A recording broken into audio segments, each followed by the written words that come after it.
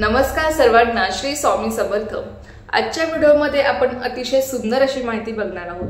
बघा, बऱ्याच सेवकांना हा प्रश्न पडतो की माझी इच्छा स्वामींनी का पूर्ण केली नाही। मी तर स्वामींची इतकी सेवा केली होती, मी इतके पारायण केले, मी स्वामींना किती वेळेस नवस सुद्धा केला, मी एवढी सेवा करून नाही, अगदी मनापासून मी सेवा केली होती, पण माझी इच्छा स्वामींनी का पूर्ण केली नाही। बघा, आपल्या इच्छेपेक्षा सुंदर स्वामींची योजना असते, पण आपल्याला ती गोष्ट कळत किंवा ती गोष्ट आपल्याला खूप उशिरा कळते। बघा, आपले स्वामी हे ब्रह्मांड नायक आहेत, त्यांच्या हातामध्ये हे सगळं जग आहे, या जगाचे चालक पालक मालक आहेत ते। आणि स्वामींना आपलं सगळं काही माहित असतं। आपण माणूस काय फक्त आजचा विचार करतो। आपल्याला असं वाटतं की माझं आजचं जे काही आपल्याला चांगलं दिसतंय त्यावरून आपण ठरवत असतो की माझ्यासाठी काय चांगलं आहे आणि काय। पण स्वामींचं असं नाहीये। स्वामी आपल्या भक्तांसाठी, स्वामी त्यांच्या लेकरांसाठी काय योग्य आहे काय नाही, स्वामी त्यांच्या लेकरांसाठी त्यांचा वर्तमान काळ बघत असतात, त्यांचा भूतकाळ बघत असतात, त्यांचा भविष्यकाळ बघत असतात, आणि मग स्वामी त्यांच्या भक्तांना ती गोष्ट देत असतात। जर त्यांच्या भक्तांसाठी ती गोष्ट योग्य असेल तरच स्वामी ती गोष्ट आपल्या भक्तांना देत असतात। पण आपलं तसं नाही। आपण फक्त आजचा विचार करतो आणि आपल्याला असं वाटतं की स्वामींनी मला ही गोष्ट लगेच द्यावी किंवा स्वामींनी माझी ही इच्छा पूर्ण करावी, पण तसं नसतं। स्वामींना आपलं सगळं काही माहीत आहे, आपला भविष्यकाळ सुद्धा माहीत आहे। आपल्याला भविष्यात जाऊन जर त्या गोष्टीचा त्रास होणार असेल तर स्वामी आपल्याला ती गोष्ट कधीच देत नाही। मग तुम्ही त्या इच्छेसाठी कितीही सेवा करा, कितीही पारायणे करा, कितीही स्वामींना नवस करा, पण जर तुमच्यासाठी ती गोष्ट योग्य नसेल तर स्वामी तुम्हाला ती कधीच देणार नाही, लक्षात घ्या। आणि त्यात पण आपलाच फायदा असतो, पण आपल्याला तेवढं समजत नाही। बघा, स्वामींना समजणं एवढंही सोपं नाही।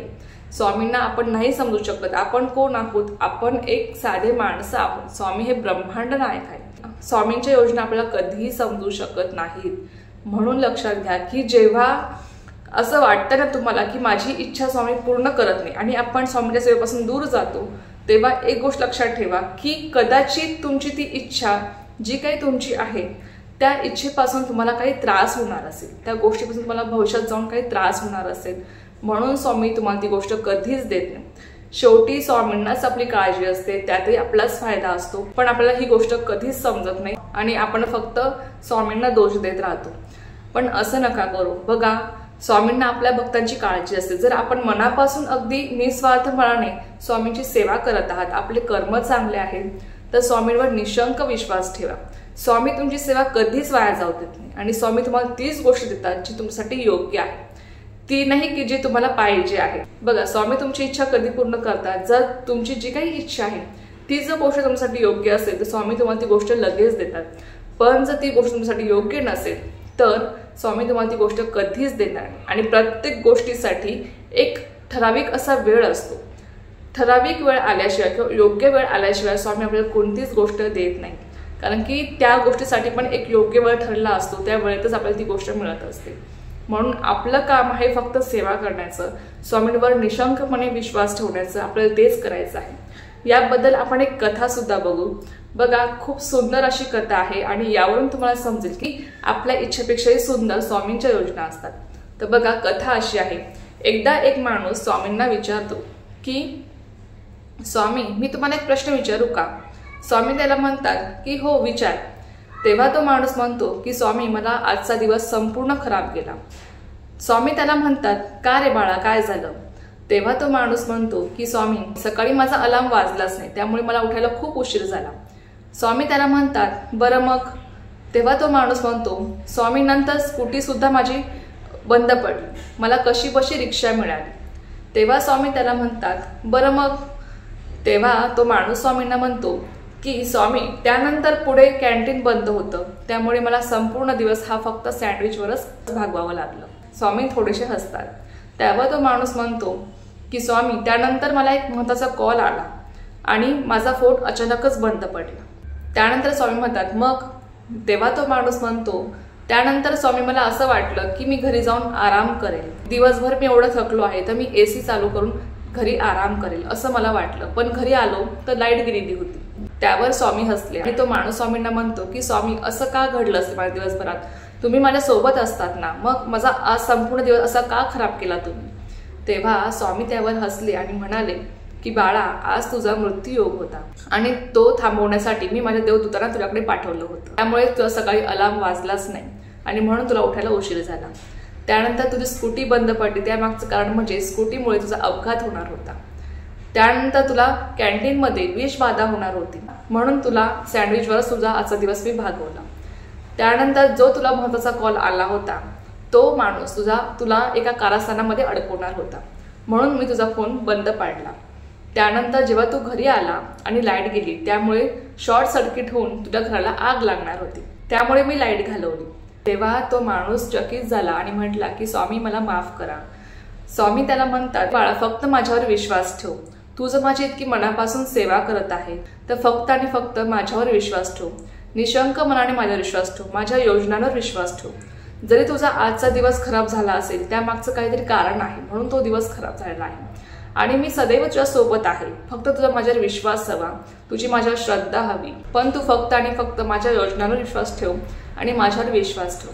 बघा, मी तुम्हाला मगाशीच सांगितलं की आपल्याला फक्त वाटतं की माझा आजचा दिवस म्हणजे बघा, आपण वर्तमान काळ बघून आपल्याला वाटतं की मला स्वामींनी हे द्यावं किंवा मला स्वामींनी ते द्यावं, माझी ही इच्छा आहे ती स्वामींनी पूर्ण करावी. पण आपण कोणीही भविष्य जाणत नाही. आपल्याला भविष्यात माहित नाही की त्या गोष्टीपासून आपल्याला काही त्रास होणार आहे का किंवा ती गोष्ट आपल्यासाठी योग्य आहे का. पण स्वामी मात्र सगळं काही जाणतात आणि म्हणून स्वामी आपल्याला ती गोष्ट आताच देत नाही, जेणेकरून त्या गोष्टीमुळे आपल्या भविष्यात जाऊन त्रास होईल. पण बघा, हे समाजासाठी सुद्धा आपल्याला स्वामींना समजून घेणं किंवा स्वामींच्या योजना आपल्याला समजणं महत्वाचं असतं. आपण काही इतके मोठे नाही की आपण स्वामींच्या योजना समजू शकू किंवा स्वामींना आपण समजू शकू. स्वामी हे ब्रह्मांड नायक आहे, त्यांना कोण समजू शकेल. पण आपण एकच काम करू शकतो, ते म्हणजे स्वामींवर निशंक विश्वास ठेवू शकतो. जरी आता आपल्याला काही संकट आहे, जरी आपल्यावर आता काही दिवस वाईट आहे किंवा खराब वेळ चालू आहे, तरी सुद्धा या वेळेमध्ये आपला स्वामींवर विश्वास असणं हे खूप जास्त महत्वाचं आहे. नाहीतर दिवस वाईट आहे किंवा वेळ खराब आहे म्हणूनच आपण स्वामी सेवा सोडली किंवा स्वामींना आपण सोडलं किंवा स्वामींवर आपण विश्वास ठेवला नाही, तर त्यामुळे फक्त आणि फक्त आपलंच नुकसान होणार आहे. कारण की त्या वाईट दिवसांमध्ये सुद्धा स्वामी आपल्या सोबत असतात, पण आपल्याला ते समजत नाही.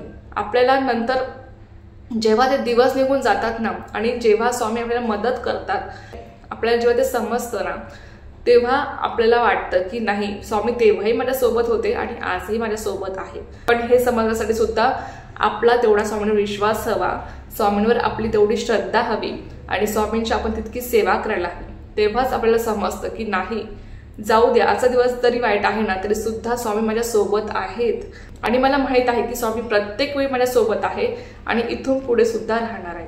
हा जो आपला विश्वास आहे ना, या विश्वासामुळे स्वामी आपल्या कायम सोबत असतात. तर तुमच्या मनामध्ये काही शंका असेल की नाही, मी इतकी सेवा करून मला फळ मिळत नाही, तर बघा, तुमच्या त्या शंकेमुळे तुम्हाला तुमच्या सेवेचं फळ कधीच मिळणार नाही आणि त्यामुळे तुमचंच नुकसान तुम्ही करून बसाल. म्हणून जर तुम्हाला सेवा करायची असेल ना, तर अगदी निशंक मनाने, पूर्ण विश्वास ठेवून, स्वामी माझी सेवा बघतायत, स्वामी आपल्या समोर बसलेले आहेत आणि आपण सेवा करत आहोत, अशा भावनेने आपल्याला सेवा करायची असते. स्वामी माझ्या साक्षात समोर बसलेले आहेत आणि मी सेवा करत आहे, या भावनेने जेव्हा आपण सेवा करतो तेव्हा ते अगदी मनापासून आपण सेवा करत असतो. आणि जेव्हा आपण अगदी मनापासून आपले कर्म चांगले ठेवून अगदी निशंकपणे आपण सेवा करतो ना, तेव्हा स्वामी सदैव आपल्या सोबत असतात. जरी दिवस वाईट आहेत, संकट आहे, तरी घाबरून जाऊ नका, कारण की त्या संकटातून, वाईट वेळेतून स्वामीच आपल्याला बाहेर काढणार आहेत. त्यामुळे अजिबात घाबरण्याची गरज नाही. जर आपण स्वामींच्या सेवेमध्ये आहोत तर अजिबात आपल्याला घाबरण्याची गरज नाही, कारण की स्वामींनी आपला हात धरलेला आहे. बघा, स्वामी आज जरी आपल्याला दिसत नसले तरी सुद्धा ते निर्गुण रूपामध्ये आपल्या सोबतच आहेत, आपल्या अवतीभोवती आहे. म्हणून अजिबात काळजी करू नका, फक्त आपली सेवा आणि आपले कर्म चांगले ठेवा, स्वामींवर निशंकपणे विश्वास ठेवा. स्वामी तुम्हाला सगळं काही देतील जे तुमच्यासाठी योग्य आहे. म्हणूनच आपल्या इच्छेपेक्षा सुंदर ही स्वामींची योजना असते. तर चला, झालेली सेवा मी स्वामींची रुजू करते आणि आजचा व्हिडिओ इथेच थांबवते. तुम्हाला जी माहिती आवडली असेल तर व्हिडिओला लाईक, शेअर, सबस्क्राईब करायला विसरू नका. पुन्हा भेटूया अशाच एका व्हिडिओ सोबत किंवा नवीन सोबत. तोपर्यंत सर्वांना श्री स्वामी समर्थ. जय जय स्वामी समर्थ.